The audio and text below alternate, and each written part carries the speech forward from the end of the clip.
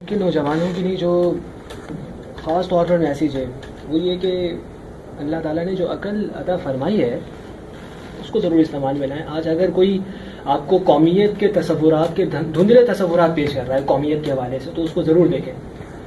آج کوئی کہتا ہے کہ قوم کا تعلق رنگ سے، کوئی کہتا ہے قوم کا تعلق نسل سے، کوئی اس کو جغرافیائی حدود سے جوڑ دیتا ہے. تو اس بات کو دیکھنا ہوگا کہ کہنے والا وہ صحیح کہہ بھی رہا ہے یا نہیں.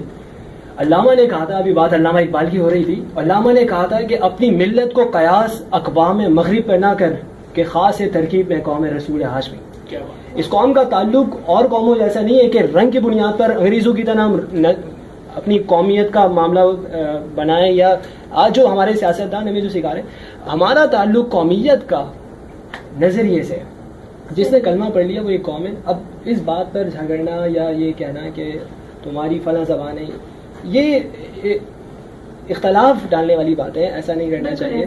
یہ ایک اہم میسیج ہے. ایک ہو مسلم حرم کی پاسبانی کے لیے. چلیں جی، زبردست، بہت شکریہ.